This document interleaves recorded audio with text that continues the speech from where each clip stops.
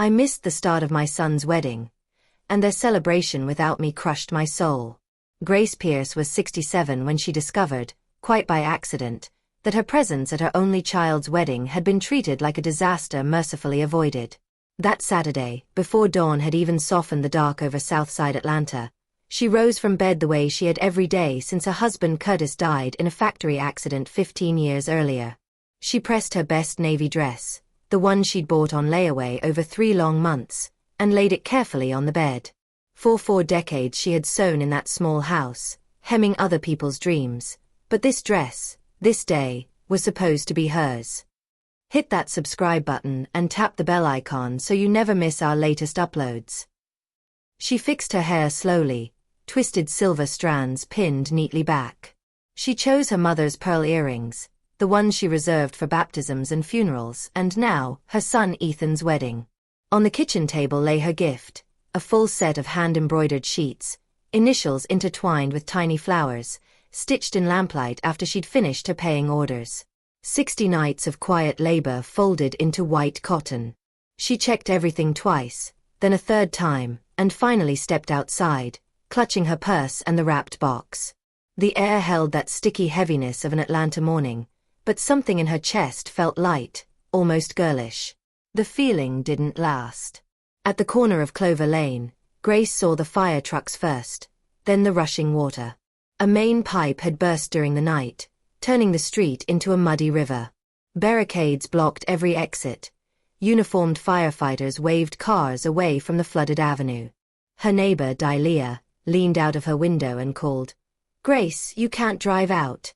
They shut the whole block down at 5 a.m. Grace looked at her small car trapped in the driveway, then at her heels, then at the sky. For a moment, she thought of going back inside. But this was Ethan's wedding. She had promised herself she would be there. So she lifted the hem of her navy dress and walked. She counted steps in her head to distract herself from the pinch of the shoes. 1 block. 3. 5. 15. By the time she finally found a taxi willing to take the long detour around the city, sweat had dampened the neckline of her dress and her calves burned, but she kept the gift balanced on her lap like something sacred. When the cab pulled up in front of First Metropolitan Baptist Church, the bells were silent and guests were already drifting toward the reception hall. The ceremony was over. She paid the driver, stepped out, and forced her shoulders back. She hadn't seen her son say his vows, but she would see him as a married man. That still mattered. The church complex was large, with multiple entrances and white arches framing the main reception doors. Grace, flustered and tired, misread the signs and wandered around the side parking lot. Searching for the right entrance, she drifted toward a small garden shaded by low trees and flowering bushes. That was where she heard her daughter-in-law's voice. "Thank God she missed the ceremony," Tasha was saying, her tone light and amused. "You know how she is, always bringing up those sad stories about raising Ethan alone, always reminding people she's broke. It's better she only rolled in at the end." Grace froze behind a bougainvillea, breath caught in her throat. Kendra, one of Tasha's bridesmaids, laughed. "Girl, mothers-in-law are all like that. My mama says those older ladies live for drama and guilt trips. Always playing the victim." Candace joined in, her voice bright with cruelty. "And can you imagine if she'd shown up in that tired old dress she always wears? She doesn't even know how to dress for a classy event. Honestly, this is better. No poor mother-in-law show today." Their laughter floated across the garden. To Grace, each word landed like a shard of ice. Old dress. Poor mother-in-law. Sad stories. She glanced down at the navy fabric she had saved for, the sensible shoes, the pearl earrings she'd polished with care. For a moment, her vision blurred. She had to grip the trunk of the bougainvillea to steady herself. They had never heard her cry in private when the bills stacked up. They had never watched her stitch late into the night, fingers numb, so Ethan's school fees were paid on time. Yet here she stood, listening to her sacrifices reduced to sad stories and drama. Grace swallowed hard, lifted her chin, and smoothed the front of her dress. She dabbed at the corners of her eyes with a tissue, then checked her lipstick in the small mirror tucked in her purse. When she finally stepped into the main ballroom through the front arch, her smile was calm, almost serene. "There you are," Ethan shouted as soon as he saw her. He rushed over and wrapped her in a tight hug. "Mom, I thought something awful happened. I was so worried." Grace pressed her cheek against the crisp fabric of his suit and breathed in the unfamiliar cologne. "A water main broke on Clover Lane," she said quietly. "But I wasn't going to miss my boy's wedding." Tasha approached them, bouquet in hand, veil arranged just so. Her smile was picture perfect, but her eyes were cool. "Mother Pierce, what a shame you missed the ceremony," she said. "It was beautiful." Grace kissed her cheek. "The important thing is you're married now," she replied softly. "God bless you both." For the rest of the reception, Grace moved through the room like someone watching her own life from a distance. Simone, her sister-in-law, introduced her to a few guests. "This is Ethan's mother," then quickly turned conversations back toward Tasha's job, Tasha's friends, Tasha's parents. Devon, her nephew who used to raid her fridge after school, pressed a quick kiss to her cheek and vanished into the crowd. Her nieces, Chloe and Skylar, offered brief greetings and excused themselves to go take pictures. At the gift table, Grace stood back and watched. Crystal vases, sleek kitchen appliances, cash envelopes, all opened amid squeals and long thank yous. When Ethan reached a box and tore off the paper, he smiled genuinely at first, fingers running over the embroidery. "She made those herself," he said. Tasha lifted the sheets with a glance so quick it barely counted as a look. "Thanks, Mother Pierce," she said mechanically, folding them once and sliding them under the table with the smaller, less impressive presents. The 60 nights of work disappeared from sight in less than 10 seconds. In that small gesture, the conversation in the garden settled into its true shape. It wasn't nerves or a one-time slip. This was how they saw her, a necessary figure from Ethan's modest past, best kept at the edges of their shiny new life. By 11, the music had shifted to songs she didn't recognize. Young professionals filled the dance floor, laughing and moving under colored lights. Grace sat at a back table with distant relatives from Tasha's side, listening to conversations about overseas vacations and investment portfolios that belonged to a world far from her own. She waited for Ethan to come ask her to dance like he always had at family parties. He never did. When she finally rose to leave, she walked to the sweetheart table and touched her son's shoulder. "Baby, I'm heading home," she said softly. "I have to work early tomorrow." He gave her a distracted hug, eyes already tracking someone waving at him from across the room. "Already, Mom? Okay. Thanks for coming." Tasha leaned in for a quick kiss on the cheek. "Thank you for coming, Mother Pierce," she repeated, the same automatic phrase she'd used for the sheets. The relief in her eyes was impossible to miss. Grace rode home in a silent taxi, the city lights smearing into streaks outside the window. The navy dress lay smooth over her knees, the pearl earrings cool against her skin. In the quiet of that ride, she turned over every detail. The overheard laughter, the way people slipped away mid-conversation, the gift stored out of sight. For the first time in her life, she wondered if a presence in her son's world was no longer a blessing, but a burden he was trying, politely, to set aside. The small house on the south side greeted her with the familiar smell of fabric softener and starch. Grace hung up her dress, unhooked her earrings, and caught sight of herself in the narrow mirror on the closet door. A woman of 67 stared back. Gray threaded through her hair. Fine lines around her eyes. Hands roughened by years of handling fabric and pins. Clothes are neat but simple. Nothing in that reflection looked like the women who had floated across the reception ballroom in shimmering gowns. For years, she had admired Tasha's elegance, the way she knew which dress went with which shoes, how to pose for photographs. Now, with the echo of the garden conversation still ringing in her ears, those same details felt like part of a wall quietly built between them. She sat down in the rocking chair by the window, the one where she had spent so many nights embroidering by lamplight while Ethan slept in the next room. Memories rose unbidden, double shifts at the sewing machine to pay for his private school, selling her gold bracelet to buy him a new blazer, cooking elaborate Sunday meals for him and Tasha when they were just dating. Tasha had always praised the food for her followers online, snapping photos of Grace's dishes for social media. But she never asked for the recipes, never offered to help chop or stir. At the time, Grace had felt proud. Now she saw something else under the compliments, a quiet expectation that her efforts were just part of the backdrop. As the hours ticked by and the neighborhood sank into sleep, Grace remembered smaller moments that had seemed harmless before. "Mother Pierce, why don't you buy more modern clothes? Ethan can help you," Tasha had once said, rifling through Grace's closet and chuckling at the floral blouses. "Doesn't it bother you that people know you still work at your age?"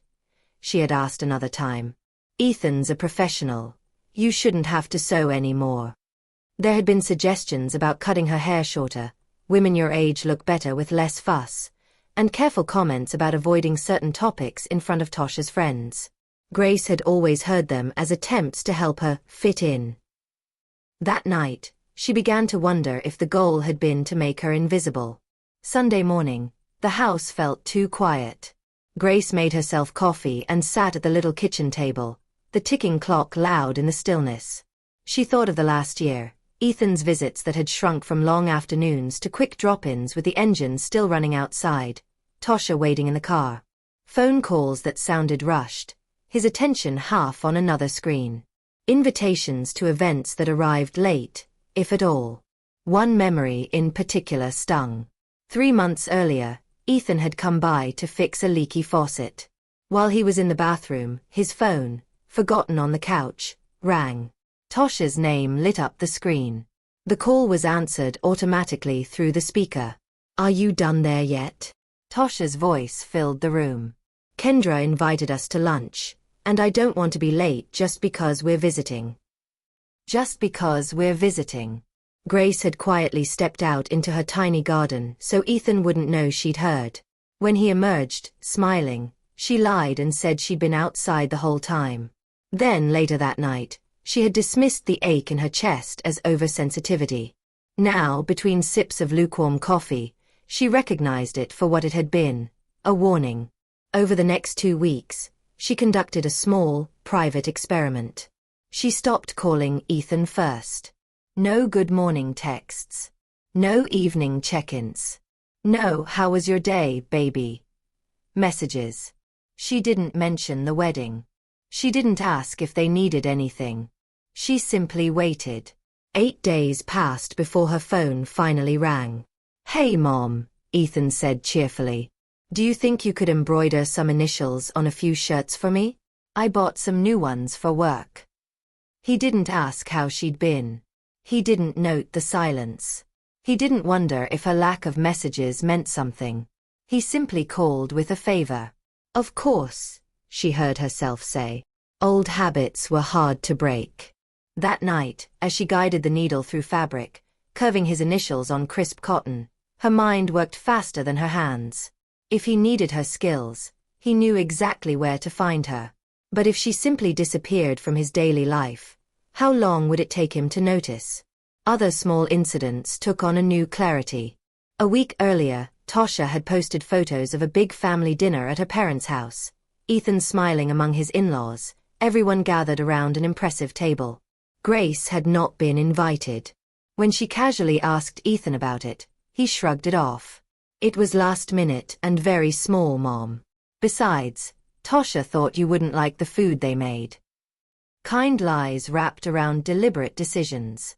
2 weeks after the wedding, Tasha called. "Mother Pierce, are you busy Saturday?" she asked. "My mom wants to get to know you better. We're planning a little lunch." Her voice sounded as if she were scheduling a dental appointment. Necessary, but not exactly pleasant. "What are we cooking?" Grace asked automatically, picturing herself in someone else's kitchen. "Oh no, don't worry. My mom has everything organized. Just come as a guest." Grace brought a coconut custard pie anyway, something that took all morning. Tasha's parents lived in Buckhead, in a house so big Grace felt lost moving from room to room. The furniture gleamed, the art on the walls was carefully chosen, and everything smelled faintly of expensive candles.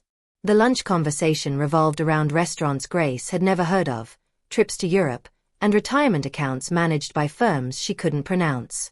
Whenever she tried to contribute, an anecdote about her sewing business, a story about Ethan as a boy, silences fell, then someone gently redirected the subject. Tosha translated her comments. My mother-in-law worked from home for many years, sewing clothes, she would explain, as if Grace weren't standing right there. She went through really hard times when Ethan was little. The tone hovered somewhere between sympathy and polite distance. Later, while helping in the kitchen even though she'd been told it wasn't necessary, Grace heard Brenda, Tosha's mother, speak in a lowered voice. She's very hard-working, Brenda murmured, not realizing Grace was within earshot. But you can tell her background is very different from ours. I hope Ethan manages to keep a balance, maintain ties without compromising his new social position. Yes, it's complicated, Tosha answered. But Ethan understands his responsibilities now. Grace walked back to the dining room carrying plates, her face composed, her heart heavy. On the ride home, she sat in the back seat, fingers twisting the strap of her purse. It wasn't malice, she realized. It was something colder. Calculation. They were deciding where she fit, sorting her into a box labeled, must acknowledge, better not display. That night, she stood in front of the closet mirror again. Lines and gray hair met her gaze, but behind them she saw something sharper, a woman who had spent 32 years believing she held a central place in her son's life, only to realize she'd been moved to the edges while she wasn't looking. The change inside her wasn't an explosion. It was a clean, quiet crack.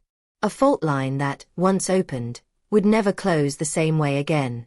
The conversation that finally forced the crack wide open happened on an ordinary Wednesday, when the sunlight slanted into the living room at just the right angle to make dust motes look like tiny floating stars. Ethan arrived alone, hands shoved into his pockets, eyes uncertain. He sank into the old armchair where he had once done homework while she ironed his uniforms. Mom, we need to talk, he said. Grace wiped her hands on her apron and sat across from him, fingers laced in her lap. The air felt heavier than usual. Tosha and I have been thinking about our future, he began. About kids, career moves. We want to make sure we give our children the best life possible. That means we have to be careful about our image, our social circle, the way people see our family. Grace nodded slowly. I understand wanting the best for your children, she said. Every parent does. He exhaled, as if relieved that part was over. Tosha feels, and honestly I see it too, that sometimes, when you talk about money or how hard raising me was, people get uncomfortable. It makes them think things about us, about our background, that we don't want them to focus on. He couldn't meet her eyes when he said it. She held his gaze anyway. And what are you asking me to do, Ethan? He cleared his throat. We think it might be better if you didn't come to certain events. Work dinners, things with Tosha's parents, some parties. Not because we don't love you, he rushed to add, but because you come from a different world than we do now. And sometimes that difference causes awkward moments. Each sentence landed with a soft thud between them. So you'd like me to be less visible, Grace said quietly. Less present when it matters how you look to other people. We can still have lunch together, just the two of us, he said quickly. I still want to see you.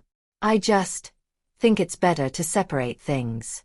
Our social life and you. In a way, his words only confirmed what she'd already felt in 100 smaller ways. But hearing them spoken aloud, neat, rehearsed, almost professional, hurt in a different, deeper place. She sat very still, listening not only to what he said, but to what he didn't. You embarrass me. I am proud of what you did for me, but I don't want it on display. That's fine, she said at last, her voice steady. I understand exactly what you're telling me.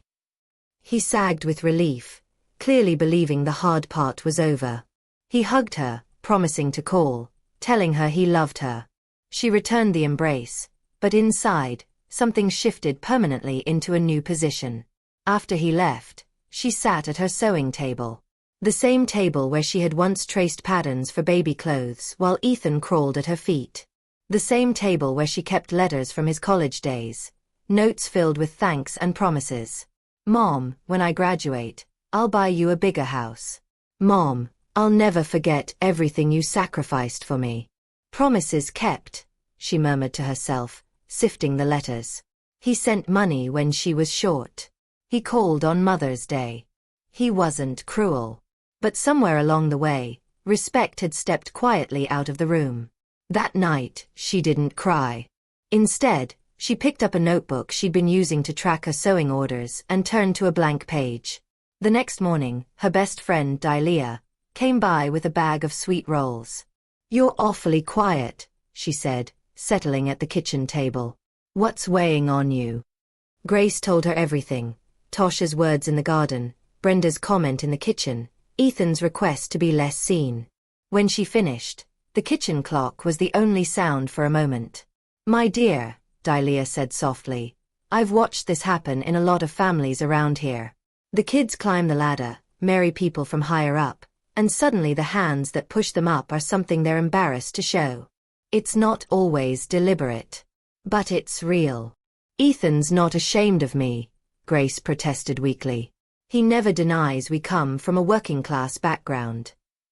"No. He doesn't deny it when he's alone with you," she replied. "But when was the last time his world and yours truly mixed? When did Tasha last sit in this kitchen and drink coffee without checking the time? When did he bring you to meet his co-workers? When did he include you without you asking?" Grace opened her mouth, then closed it again. She didn't have an answer. "What would you do in my place?" she asked finally. "I'd decide what I want my life to look like while I still have years left to live it," Dalia said simply. "Do you want to be the mother they call when they need free childcare and free sewing? Or do you want to find out who you are besides being Ethan's mama?" The question lodged in Grace's chest.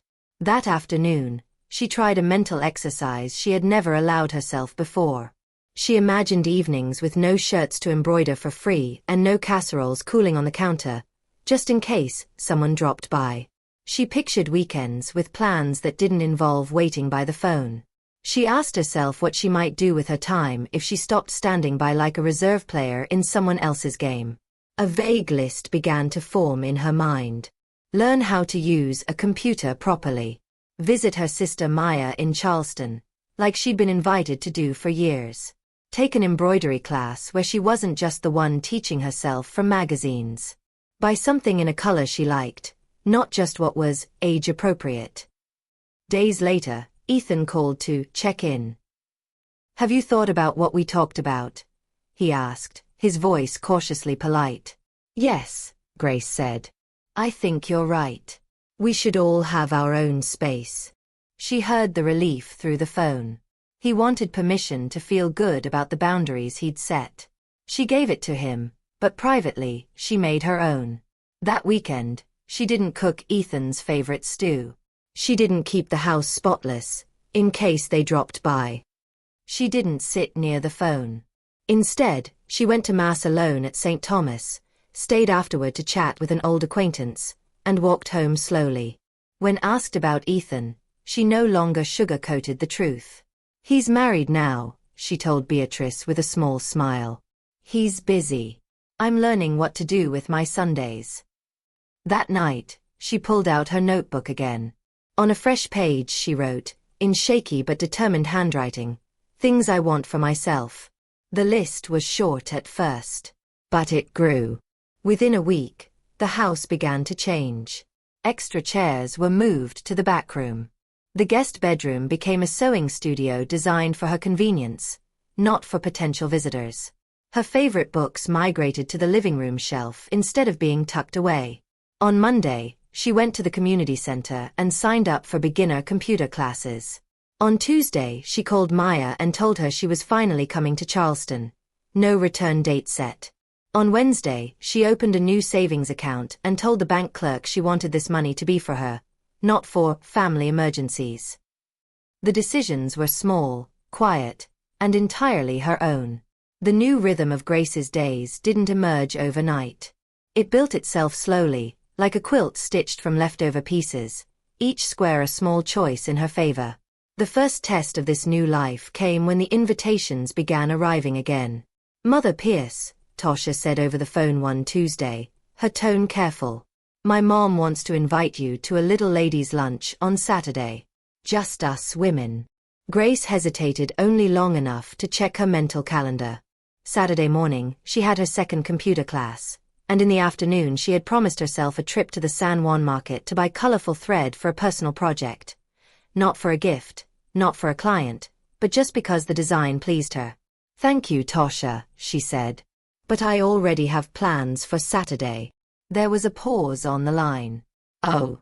Well, maybe another time," Tasha replied, surprise barely concealed. Another day, Simone called about Devon's upcoming First Communion. "We wanted to invite you," she said.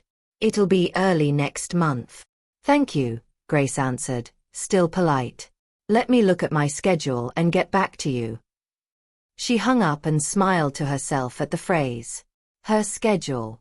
4 years, her time had been treated like an open shelf everyone could reach into. Now she was learning how to close the cabinet doors. Meanwhile, her world outside the family grew richer. At the Art Center's embroidery class, she met other women navigating similar turning points. There was Odelia, 72, who had taken up painting after her husband's death. Gloria, 69, who had just learned to drive and now road-tripped by herself. Alicia, 71, who had gone back to earn her GED. "The trick," Odelia said while teaching Grace a new shading technique, "is to stop asking permission to live your own life." Gloria nodded. "I waited 40 years for my kids and husband to make room for me. Then I realized I could make room for myself." Alicia added, "We raised them to believe Mom will always say yes. We're the ones who taught them we come last. Then we're shocked when they act like they believe it." Grace listened, needles moving in and out of cloth, absorbing their words like a blessing. She wasn't alone. Her story was a variation on a pattern women her age knew well. The first Saturday she went to the movies without telling Ethan in advance, she felt strangely nervous. Sitting in a dark theater beside her new friends, watching a film about a widow reinventing her life, she kept checking her phone, expecting it to ring with an urgent request. It never did. After the movie, they went out to dinner, laughing and talking about books, travel, and art. As the evening deepened, she realized something astonishing. Hours had passed without her thinking about whether Ethan needed her for anything. The following day, Ethan called. "Mom, can you watch Simone's kids next Saturday?" he asked. "She and her husband want to go out, and they don't have anyone else they trust." For decades, such a request would have overridden anything on her calendar. This time, she took a breath. "I won't be able to, Ethan," she said. "I already have plans." "What plans?" he asked, confusion evident. "I'm going to the movies with some friends from my embroidery group. Then we're going to dinner." There was a short silence. "But Mom, Simone really needs someone," he said. "She doesn't know anyone else she can call." "I'm sure there are many responsible babysitters," Grace replied gently. "Or maybe one of her friends can help." "I can't, not this time." It was a small boundary, but once established, it stood. The following day, Tasha called, her voice edged with irritation. "Mother Pierce, Simone said you couldn't watch the kids. I hope it's not because you're upset about something." "No," Grace replied. "I simply had other plans." "Well, Simone had to cancel her outing," Tasha said pointedly. "I'm sorry to hear that," Grace answered calmly. "But I also have a life." She had time to find another solution. After the call, Grace waited for the familiar guilt to crash over her. It didn't. Instead, she felt something steadier, a quiet certainty that saying yes to everything had never been the same as loving her family. Soon after, she boarded a bus to Charleston, a small suitcase at her feet and an open return ticket in her purse. As the highway unspooled outside the window, cornfields and clusters of trees slipping by, she felt strangely light, like someone stepping into a story she hadn't realized she was allowed to star in. Maya welcomed her with open arms and a laugh that sounded like their childhood. "Look at you," her sister said, stepping back to study her. "You look different. Softer somehow. Or maybe stronger." They spent evenings on the porch, talking about their parents, their late siblings, the roads their lives had taken. For the first time in years, Grace had long conversations in which Ethan's name appeared as part of her life, not the center of it. "You gave that boy everything," Maya said one night. "It's no wonder he grew used to orbiting with you as his son. But you're not just someone's mother. You never were." "It took me decades to remember that," Grace admitted. During the days, they wandered Charleston streets, visiting sweetgrass basket weavers and old churches. Grace lingered over antique needlework, tracing the tiny stitches with her eyes. At the market, she bought fabric and thread without asking herself who it would be for. Sometimes, it was enough that she simply wanted it. Midway through the visit, Ethan called. "Mom, when are you coming back?" he asked. "Tosha wants to plan a family dinner this weekend, and we need to know if you'll be there." "I'm not sure yet," Grace said, looking out at the harbor. "I'll come home when I feel ready." "You bought a ticket without a return date," he said, astonished. "I bought an open ticket," she corrected gently. "I'm enjoying my time here." "What about the dinner?" he pressed. "Tosha is counting on you being there." "Tell Tosha to schedule her dinner," Grace replied calmly. "If I'm back by then and free, I'll come. But my plans can't be built around hers anymore." "I'm fine, Ethan. You don't need to worry." After she hung up, Maya raised an eyebrow. "Who are you and what did you do with my sister?" she teased. Grace laughed, but there was truth in the joke. With every day that passed, she felt less like a supporting character and more like the author of her own next chapter. When she finally returned to Atlanta, after an extra week spent wandering Savannah's squares and small coastal towns, it was because she wanted to, not because anyone summoned her. She arrived at her house, took a long bath, unpacked at her own pace, and only then called Ethan to say she was home. He scolded her gently for not calling sooner. She listened, nodded to herself, and let his worry stay his, not hers. 6 months after the conversation in which Ethan had gently asked her to step out of his social spotlight, Grace's life looked almost unrecognizable, and yet it was, finally, unmistakably hers. Most mornings in Southside Atlanta began the same way. She woke around 6:30 because she liked the soft quiet, not because anyone needed breakfast. She brewed coffee in the new machine she'd bought just for herself, carried it to the small porch, and sat surrounded by the plants she'd chosen and arranged. For an hour, she did nothing in particular.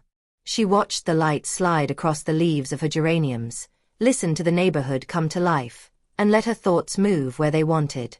It was a luxury she would never have granted herself when every waking minute used to be measured in terms of someone else's needs. Her sewing room had become a studio in truth. The guest bed was gone, replaced by a large table where she could spread out ambitious projects without clearing them away for visitors that never came. The walls, once cluttered with family photos, now displayed her favorite pieces of embroidery like artwork. That October, she was working on a large tapestry inspired by traditional African motifs, filtered through her own sense of color and pattern. It would take months, maybe longer. No one had commissioned it. No one was waiting for it. It existed simply because she wanted to see it. Around 10, she laced up her walking shoes and headed to the Southside Greenway Park. Her doctor had suggested the exercise, but Grace had come to crave the time as much for her heart as for her joints. On one of the benches, she often found Beatrice, a widow in her 70s wrestling with her own adult children's well-meant pressure. "They say I should sell the house," Beatrice confided one morning. "Move somewhere smaller. They think it's too much for me. But that house is my life. What do you want?" Grace asked, sitting beside her. Beatrice blinked, as if surprised by the question. "I want to stay," she said slowly. "I can afford it. I feel safe there. I don't want to argue with them." As long as you can manage and you feel secure, it's your decision, Grace said firmly. Children forget their mothers are still grown women, not projects to manage. They mean well, but your life is still yours. As she spoke, she heard echoes of her own journey. Saying the words to someone else clarified them in her own mind. They parted with Beatrice looking a little taller, shoulders a little straighter. That afternoon, Grace listened to a voicemail from Maya. A neighbor in Charleston was going through something similar. Adult children trying to control every detail of her retirement. She wanted to talk to Grace, to hear how she had changed things without cutting her family off. Grace called back immediately. Of course she can call me, she told her sister. If my story helps, I'm glad. Somewhere along the way, the private decisions she had made at her kitchen table had turned into a path others could follow. At the art center, her embroidery teacher, Carmen, had noticed the care and precision in Grace's hands. One day after class, she approached her. Grace, I've been thinking, Carmen said. We have a lot of interest in a workshop on traditional folk embroidery. Would you consider teaching it? 6 Saturday sessions. We'd pay you for your time. Grace's heart skipped. All those years of sewing in the shadows of her own home, and now someone was asking her to step to the front of a classroom. I'd love that, she said simply. 2 weeks later, as she coached a nervous student through a tricky stitch, the woman looked up and smiled. You're so patient, she said. You really know how to explain things. The compliment settled into Grace's chest like a warm stone. Teaching, she realized, gave purpose to skills she had once used only for survival. Now they were part of a new identity. Not just seamstress, but mentor. At home that evening, while she ate dinner at a small table with a book propped open beside her, the phone rang. Hi, Mom, Ethan said. Am I interrupting anything? He asked it differently now. There was no assumption that she was free. I just finished eating, she replied. What's going on? Tosha and I wanted to invite you to dinner Friday, he said. It's our 6-month anniversary, and we want to celebrate with you. We thought you'd like this new restaurant, Southern food, but modern. Grace smiled. They were thinking about what she liked. That sounds wonderful, she said. 7 o'clock. Perfect, he answered. And Mom, we're really proud of you. Tosha and I talk about it all the time. Your classes, your projects, your trip to Charleston. You seem happy.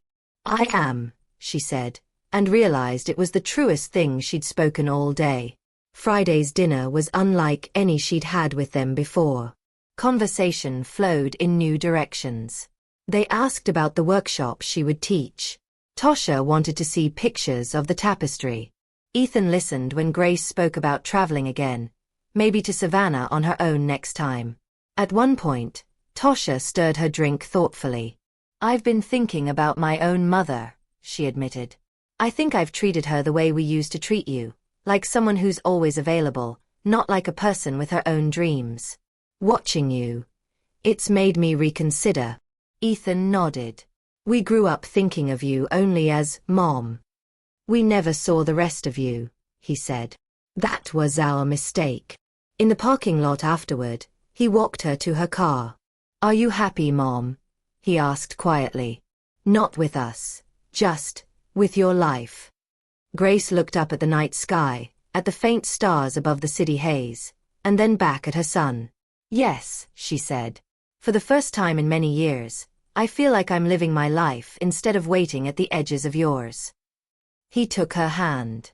I'm sorry it took me so long to understand you deserved that, he said. The important thing is we understand it now, she replied. We can love each other without you needing me to be invisible and without me needing your approval to breathe. That night, after he drove away, she sat on her porch and listened to the quiet. It was not the heavy silence of being forgotten, but a peaceful one, full of her own thoughts and plans.